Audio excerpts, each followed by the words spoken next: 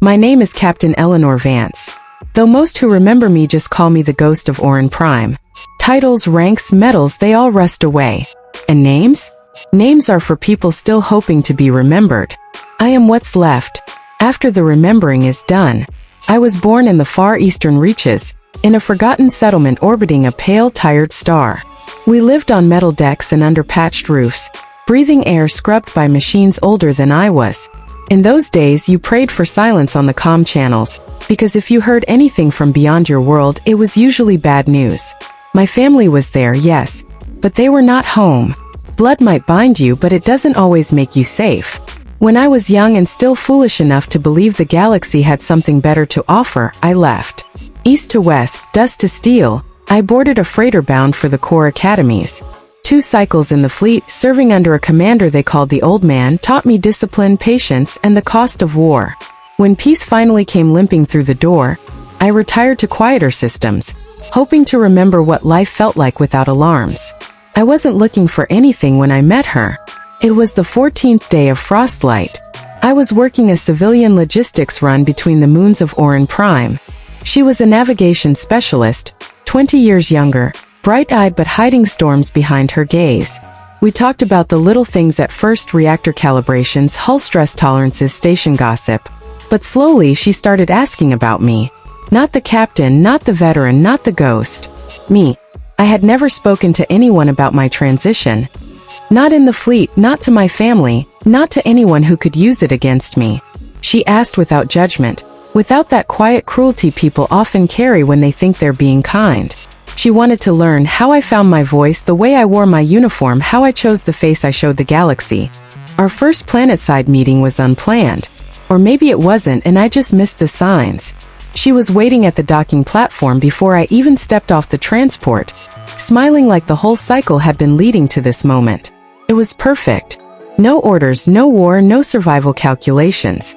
Just 2 people walking under the moons, pretending the galaxy wasn't still chewing itself apart. We tied our orbits together that night. And for a time, I believed we were unbreakable. But war had left its fingerprints on me. In moments of closeness, the old ghosts came back. My body never felt entirely like mine. Sometimes it felt like a stolen uniform that didn't fit. I'd freeze, pull away, try to breathe through the static in my head. She didn't like that. And she didn't hide it. I told myself I could endure it. After all, hadn't I endured worse? But the truth was quieter, sharper. While I was away on a diplomatic escort mission, using every ounce of my fleet pass to hold together a fragile peace, she was with others. It wasn't even subtle. Crew whispered, eyes averted, and still, I stayed. Do you know what it's like to cling to the wreckage after the ship's already gone under? That was me, because she was the first to break through my walls in decades. If she left, what did that say about me? It ended without ceremony. I told her I knew. Not with anger, just the truth. She walked away without a word. The stars were knives that night, cutting the black open just to watch me bleed. I had survived sieges, tribunals, and the cold vacuum of space. But nothing prepared me for the silence that followed her absence. People think war kills you with bullets and bombs. Doesn't.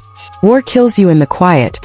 In the spaces between breaths, when you realize you can't go home anymore because home isn't safe and maybe it never was. After she left, I drifted. Not in the poetic way. Literally. 2 weeks in a maintenance vessel, running supply drones between forgotten satellites. No crew. Just me, the hum of engines, and a bottle I didn't finish because I was too stubborn to die drunk. Then came the breaking point. Not from her, from them.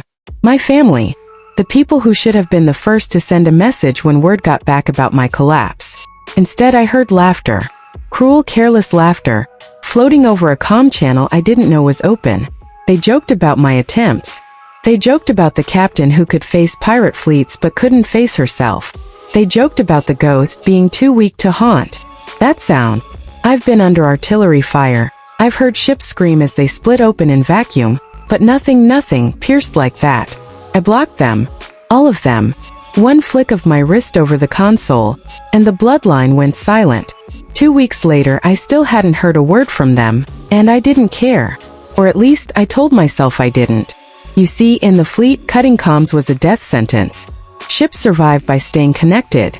And here I was, severing my last tether to a family I never really had. Then came the ping. Not from them. From somewhere worse. A fleet code I hadn't seen in years, old encryption predating my retirement. The kind they only used for two things: classified black ops or war. The message was brief. Outer colonies burned. Enemy unknown. Fleet gathering. Old names requested. I almost ignored it. Almost. But something in the way they said old names made my hands freeze over the console. Because in the fleet, when they call the old names, it means they're calling the ones who swore never to come back. And deep in the pit of my chest, I realized, if I went back, I wouldn't just be fighting for the colonies. I'd be fighting for something far more dangerous. A reason to live. Her voice lowers, becoming that measured, knife-sharp tone only veterans carry. They called me Ghost of Orin Prime. But ghosts don't just haunt. Sometimes they hunt. People think war starts with an explosion. Doesn't. It starts with silence, the kind that tells you everything you know is about to end. The fleet's message didn't give locations, didn't give numbers, just 3 words. They are here. I knew what that meant. Outer colonies, the first to burn. We'd seen it before. In the war we were never allowed to speak of. Whole worlds gone in hours, erased like chalk from a blackboard. But this time it wasn't pirates. It wasn't rebels. It was something older. In the archives we had a name for them, the Wraithborn. Not because they were ghosts, but because they made you one. I could have ignored the call. I could have stayed in my little maintenance vessel, floating between dead satellites, counting the days until I ran out of fuel or reasons. But the truth? I wanted a reason. Any reason. Something big enough to make the ache in my chest seem small. So I sent my reply. Ghost of Orin Prime. Reporting. No rank. No location. Just a name from an old war they never acknowledged. The next 48 hours blurred. Encrypted coordinates. A rendezvous point in a debris field where the wreckage was so old, even the rust had frozen. I expected a skeleton crew, some old-timers like me, clinging to the past. What I found was a fleet that should not exist. Warships I'd only seen in history feeds. Hulls blackened, markings scraped away. Reactors humming like distant thunder. Some had been decommissioned before I was even born. And in the center, the hammer. The old man's flagship. I thought it was scrap. But there it was, scarred, silent, watching. The old man himself wasn't there, not yet. But his message was. It played on every channel over and over like a heartbeat. They called us old, weak, irrelevant. They forgot what we remember. We are not here to fight a war. We are here to finish one. I felt it then, the first real thing I'd felt since I cut my family off. Not joy, not hope. Something colder, sharper, purpose. I took my station aboard the Vigil's End, a destroyer that smelled of oil and ghosts, crewed by soldiers whose eyes told me they'd also been called too old to matter. We didn't talk about families. We didn't talk about the colonies. We talked about the enemy, and what happens when you wake the dead. They thought they'd silenced me. But silence isn't empty. Silence is loaded. Her voice hardens, the calm before the strike. Next, the hammer falls. The first thing they teach you in the fleet is patience. The last thing they teach you is that patience runs out. The old man arrived without ceremony. No parade. No fanfare. Just a boarding craft cutting through the void and docking with the hammer. He stepped onto the deck and the air changed. He didn't look at me, didn't look at anyone. He just walked to the forward viewport, stared into the dark and said, "Line up the ghosts." That's when I understood. We weren't here to fight this war.